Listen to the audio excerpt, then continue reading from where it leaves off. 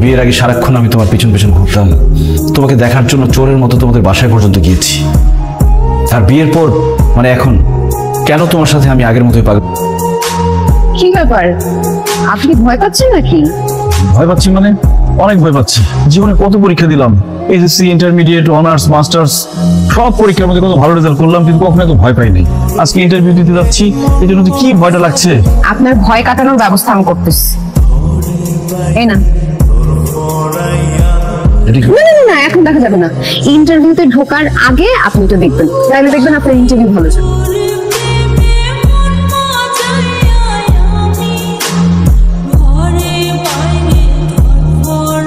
আবির, আজকে যদি তোমার ইন্টারভিউ খারাপ হয়, তুমি চাকরি নাও পাও, তাও আমি সারা জীবন তোমার সাথে থাকবো।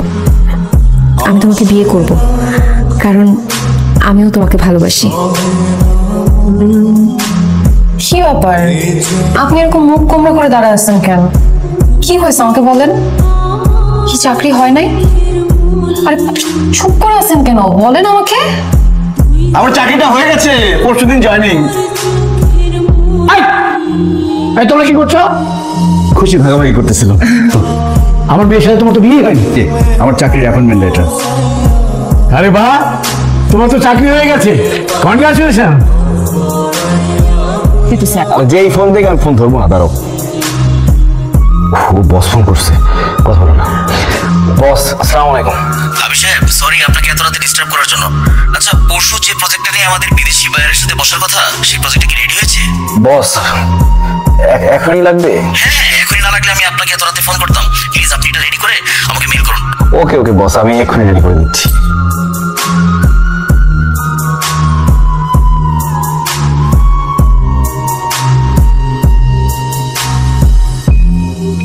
মা, আবির তো এখনো বাসায় আসে নাই, ওর জন্য ওয়েট করছি। কি, আবির এখনো ফেরেনি? আচ্ছা মা, আবির কি সবসময় অফিস থেকে এরকম লেট করে আসতো?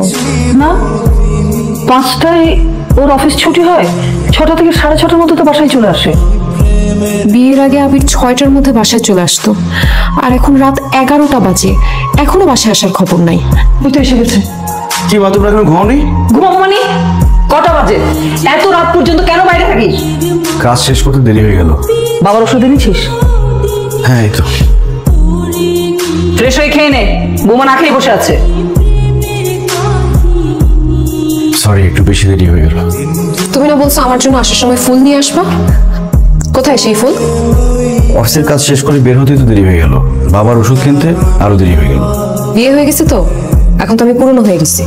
পুরনো মানুষকে ইমপ্রেস করার জন্য ফুল কিনে শুধু শুধু টাকা কেন নষ্ট করবা তুমি? সবাইকে দেয়া কথা তোমার মনে থাকে, কিন্তু বউকে দেয়া কথা তো তোমার একদমই মনে থাকে না। বিয়ের পর পুরুষ মানুষ যে এইভাবে চেঞ্জ হয়ে যায়, তুমি ভাবতেও পারতেছি না। বাকি তুমি ভুল বুঝতেছো, আমি বদলাই নাই, আমি আগের মতোই আছি। যাই, আমার খুব ঘুম পাচ্ছে, আমি ফ্রেশ হয়ে ঘুমাই পড়বো। ঘুমাতে যাবা মানে? তুমি না আমাকে বললা রাতে তুমি আমার সাথে ডিনার করবা। দেখো, আমার খুব টায়ার্ড লাগতেছে, এখন খাইতে ইচ্ছে করতেছে না, ঘুম পাচ্ছে, আমি ঘুম। সংসারের খরচটা দিন দিন বেড়েই চলেছে। বাড়িওয়ালা বললো সামনের মাস থেকে নাকি বাসা ভাড়া বাড়াবে। এদিকে বাবার শরীরটাও দিন দিন আরো বেশি খারাপ হয়ে যাচ্ছে, কিন্তু এই অল্প বেতনে কিভাবে সম্ভব? না, আমাকে আরো বেশি পরিশ্রম করতে হবে, যাতে তাড়াতাড়ি আমার প্রমোশনটা হয়ে যায়। আমার বান্ধবী ঠিকই বলছে, আবিরের নিশ্চয়ই অন্য কোনো মেয়ের সাথে সম্পর্ক আছে। তা না হলে আমি ওর বউ, যার জন্য এত পাগল ছিল বিয়ের আগে, সেই মানুষটা তার পাশে শুয়ে আছে, ও কোনো কথাই বলতেছে না। নিশ্চয়ই অন্য কোনো মেয়ের কথা ভাবতেছে, যে মেয়ের সাথে বাইরে গিয়ে রং ঢং করে বেড়াচ্ছে, সেই মেয়ের কথা ভাবতেছে। মানে আমার সাথে এখন আর তোমার কথা বলতে ইচ্ছা করে না, তাই না? আরে আমি তো তোমার সাথে কত কথা বললাম, তুমি তো উত্তর না দিয়ে শুয়ে বললা। আমি যে অভিমান করছি সেটা বুঝছো তুমি? অভিমান ভাঙানোর করে চেষ্টা করছো? আচ্ছা বলো, কি নিয়ে অভিমান করছো? সত্যি করে বলো তো, তোমার জীবনে আমি ছাড়া কোন মেয়ে আছে? কি ধরনের কথা বলো? আমার জীবনে তুমি ছাড়া অন্য কোনো মেয়ে কেন থাকবে? অবশ্যই আছে, কারণ বিয়ের পর থেকে আমি তো পুরনো হয়ে গেছি, আমাকে এখন আর তোমার ভালো লাগে না। তুমি আমার পাশে শুয়ে শুয়ে অন্য মেয়েদের কথা ভাবো, অন্য মেয়েদের সাথে কথা বলো, না জানি কি করে বেরো। আখি, একদম উল্টাপাল্টা কথা বলো না তো, এইসব ফালতু চিন্তা একদম মাথায় আনবা না। আমার জীবনে তুমি ছাড়া আর কোনো মেয়ে নাই। সকাল অফিস আছে, আমি ঘুমাবো। Good night.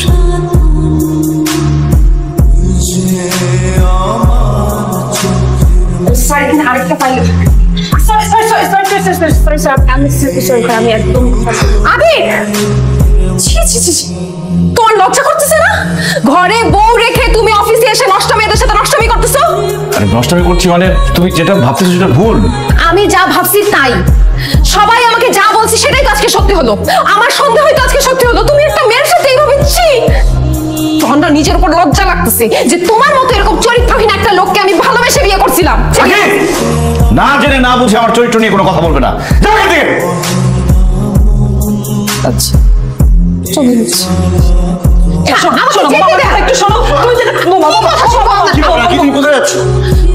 এই বাড়ি ছেড়ে একবারে চলে যাচ্ছি। কি বলছো বাবা, তুমি বাড়ি ছেড়ে কেন যাবে? কারণ আপনার ছেলে আমাকে ধোকা দিয়েছে। আমাকে বিয়ে করে সে অফিসে বসে আরেকটা মেয়ের সাথে ফষ্টি নষ্টি করছে। আপনার ছেলে বদলে গেছে মা। এইরকম বদলে যে একটা ছেলের সাথে আমি কিভাবে সংসার করব? হ্যাঁ আমি বদলে গেছি, আমি বদলে গেছি আমার দায়িত্বের জন্য। বিয়ের আগে সারাক্ষণ আমি তোমার পিছন পিছন ঘুরতাম, তোমাকে দেখার জন্য চোরের মতো তোমাদের বাসায় পর্যন্ত গিয়েছি। আর বিয়ের পর মানে এখন কেন তোমার সাথে আমি আগের মতোই পাগলামিটা করছি না? বিয়ের আগে আমি শুধু একজন প্রেমিক ছিলাম, আমার কোনো দায়িত্ব ছিল না, অফিস ছিল না, বস ছিল না, বাসা ভাড়া ছিল না, বউ ছিল না, এমনকি বাবা মায়ের চিকিৎসার খরচ পর্যন্ত চালাতে হতো না। আমার পৃথিবীতে ছিল শুধু তুমি আর তুমি। তাই শুধু তোমাকে দেখতে চাইতাম, তোমার পিছন পিছন ঘুরতাম, তোমার জন্য পাগল হয়ে যেতাম। বিয়ের আগে তুমি শুধু আমার প্রেমিকা ছিলে, তোমার জন্য আমার এক্সট্রা কোনো খরচ করতে হতো না। কিন্তু বিয়ের পর তো তুমি আমার বউ, তোমার ভরণ পোষণ, তোমার দায়িত্ব, তোমার থাকা খাওয়া সব কিছু দায়িত্ব আমাকে নিতে হচ্ছে। তুমি সবসময় আমাকে বলো না আমি তোমার পাশে শুয়ে থাকি, কিন্তু তারপরে তোমার সাথে হাসি মুখে কেন কথা বলি না? কারণ আমি তখন চিন্তা করি, আমি ভাবি যে আমার বউটার মুখে সবসময় হাসি কিভাবে ধরে রাখতে পারবো। ওই দিন তুমি সাজগোজ করে নতুন শাড়ি পরে আমার সামনে এসেছিলে, আর আমি তোমার প্রশংসা করিনি বলে তুমি আমার উপর রাগ করেছো। কিভাবে আমি তোমার প্রশংসা করবো? আমি তো তখন ভাবছিলাম যে আমি কিভাবে আমার বউকে আরেকটা নতুন শাড়ি কিনে দিতে পারবো, কিভাবে আমার বউটা সবসময় সাজগোজ করে থাকতে পারবে, সেটা নিয়ে ভাবছিলাম। আমি প্রশংসা করতে পারিনি এই জন্য। আখি, প্রেমিকের সাথে কখনো স্বামীর তুলনা করো না। একজন প্রেমিকের কোনো দায়িত্ব নেই, সে অনেক কিছুই করতে পারে, কিন্তু একজন স্বামীর মাথায় তার স্ত্রী, তার সংসার, তার বাবা মা সবকিছুর দায়িত্ব থাকে। আর একজন স্বামী নির্দিষ্ট একজন মানুষকে খুশি করার জন্য চাইলেও অনেক কিছু করতে পারে না। একজন প্রেমিক তার প্রেমিকাকে যতটুকু ভালোবাসে, একজন স্বামী তার স্ত্রীকে অনেক গুণ বেশি ভালোবাসে। আবির, আমি আসলে অনেক স্বার্থপর। আমি সবসময় নিজের চিন্তাটাই করেছি। তুমি আমার সঙ্গে ঠিক মতো কথা বলো না, আমার দিকে তাকাও না, আমাকে সময় দাও না, এসব নিয়ে সবসময় আমি ভেবেছি। কিন্তু তোমার যে অফিসে এত কষ্ট হচ্ছে, তুমি আমাদের জন্য যে এত পরিশ্রম করছো, সেটা কখনো ভাবি নাই। আজকে থেকে তোমার পরিশ্রম, তোমার টেনশন, তোমার কাজের প্রেশার, ভালো মন্দ সব কিছুর দায়িত্ব আমি নিলাম। তুমি মাফ করে দাও।